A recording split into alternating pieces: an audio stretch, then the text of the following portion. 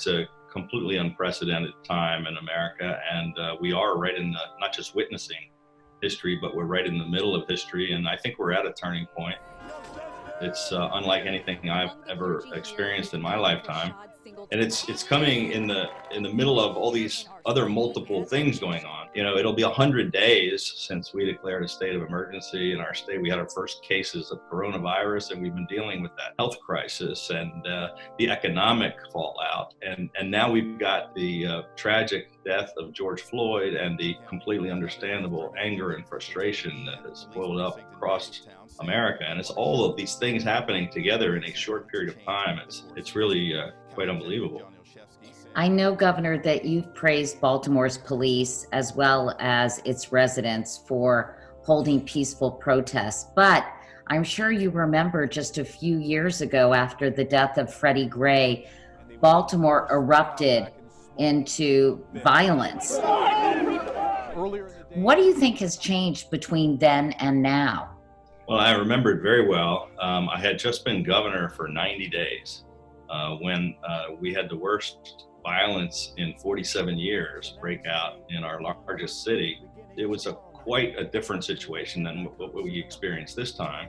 In the first few hours, we had 400 businesses and homes burned and looted and destroyed, and 137 police and firefighters injured, and the city was overwhelmed and out of control.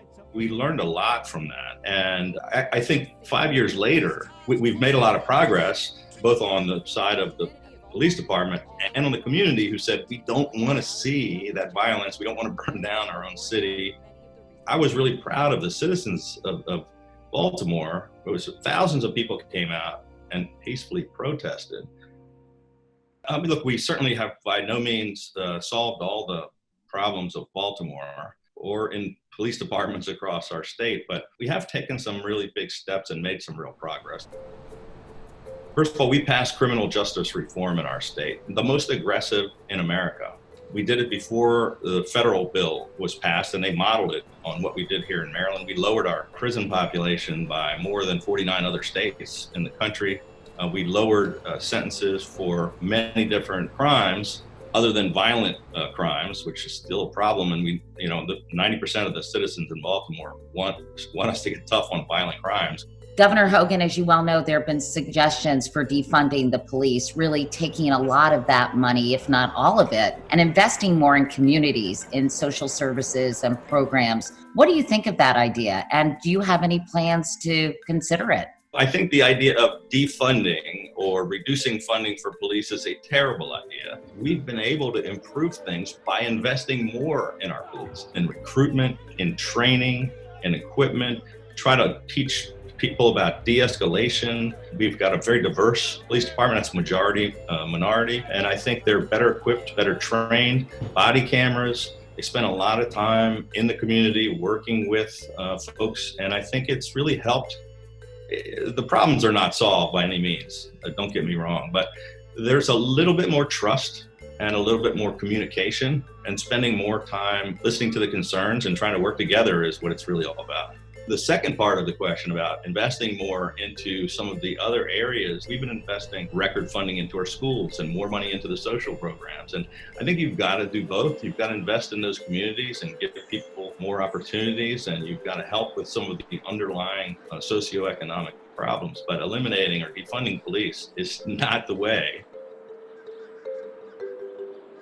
You were on the call when President Trump told the governors that they looked weak and needed to dominate, his words, not mine, the protesters.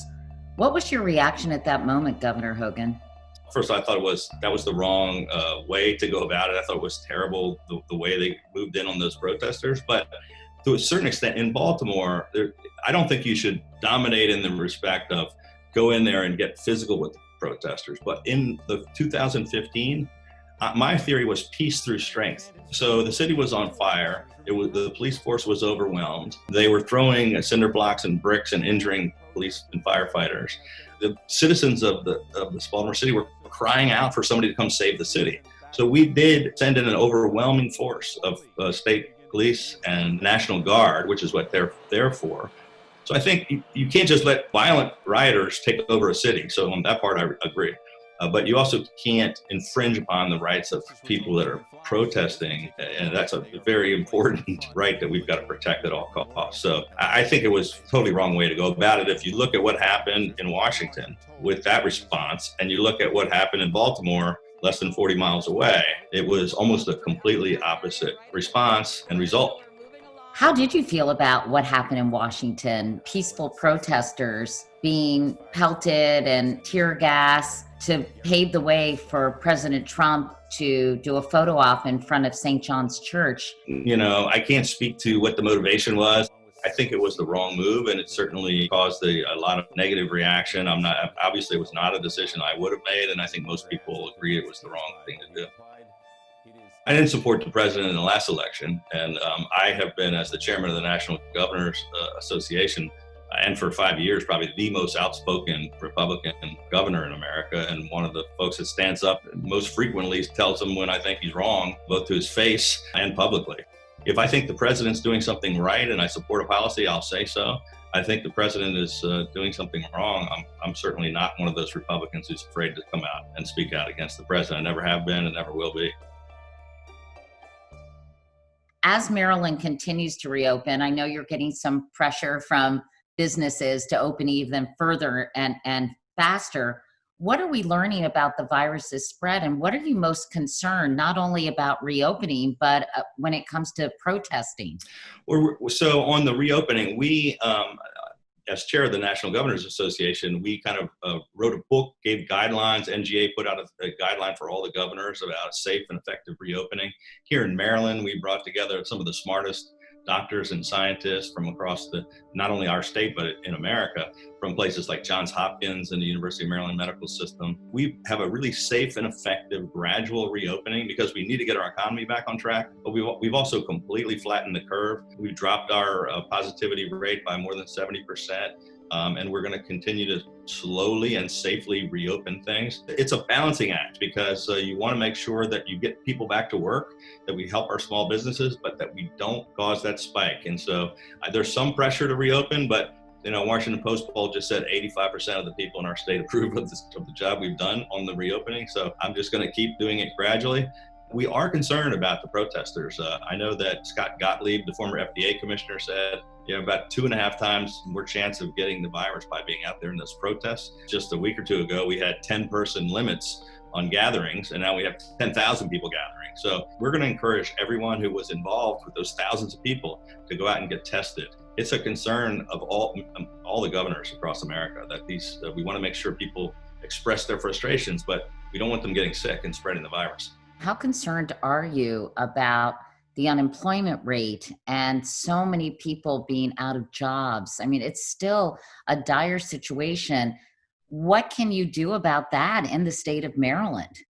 It's the biggest thing that I'm worried about right now. At the beginning of this, we were focused on saving lives and stopping the spread and keeping hundreds of thousands of people from getting sick. And now we're still concerned about that. We're about 9.7% unemployment, which is much lower than the rest of the nation. We're the 8th best economy in the country right now, but that's still really bad. We've tripled in unemployment since the beginning of this pandemic. But some of other states are hurting more than we are, but that doesn't mean we don't have hundreds of thousands of people that are suffering, and we've got to try to help and get them back to work because this is a terrible economic crisis.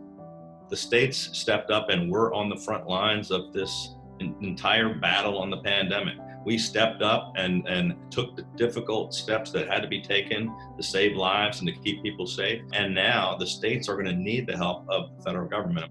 We're not looking for a bailout. We're not looking for a handout. We're not looking to solve problems that existed long ago. We're looking for the past 90 days of money that we've expended and the shortfalls that we're going to be experiencing as a result of this pandemic. We don't want to be putting tens of thousands or hundreds of thousands of state employees also in those unemployment lines. We don't want to be laying off nurses and teachers and police officers and firefighters and folks like that. In our state, we're doing our best to avoid that, but there's going to be a lot of belt tightening and a lot of things that we'd love to fund that aren't going to be able to get funded.